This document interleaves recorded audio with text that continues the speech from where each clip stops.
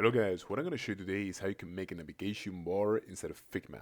And now the first step, as you can see here, I have a desktop template with a green background. And we need to create a frame first of all. So you need to press F on your keyboard or just select this button here, this frame button. Now, let's actually drag this frame across our screen. And I want it to look like this kinda, okay?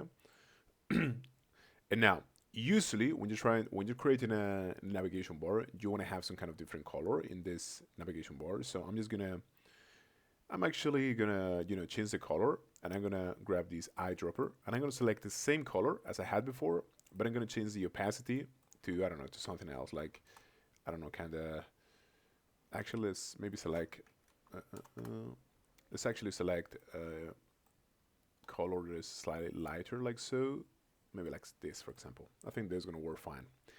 Now, you want to start creating your text. So the easiest method that I can show you is just drag your text here and start writing about your sections inside of your nav bar, okay? And then what you want to do is you want to duplicate this text by going into this layer and just clicking Alt and dragging across. As here, I'm going to create 4 sections, okay? So what I'm going to do is I'm going to just put this here, put these layers here, until I have 4 of them, okay? And they're not perfectly positioned, as you can see, but that's not going to matter. I'm going to write the sections now. The second one is going to be about, the third is going to be services, and the fourth is going to be contacts.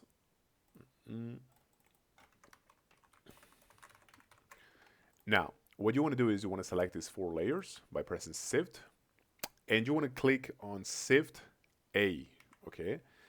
And as you can see, this is basically the auto layout button, and it's going to make sure that everything is positioned nicely here, okay? And it's actually going to create a frame, as you can see now, which we can move around to our liking. But it's going to make sure that the spacing between this text is consistent, okay? Which is pretty cool. Now, what I recommend you do actually is to maybe decrease the interspacing here by going into this frame that you just created by applying auto layout. And you can actually go to this option here, okay, which is actually the spacing between letters, and you can decrease it to something that you like. For example, you can decrease it to, I don't know, let's try -50, for example. -50. Okay, that looks fine to me. And what I want to do now is I'm just going to drag this to the very left, and I'm going to create a space for maybe a little bit more, like so. I like it like this, actually. Okay, and now we're going to create an ellipse here, which is going to serve, or a circle, which is going to serve as our potential placeholder for the logo. And I'm going to keep this here. Okay, and that's pretty much how you create a navigation bar. Thank you so much.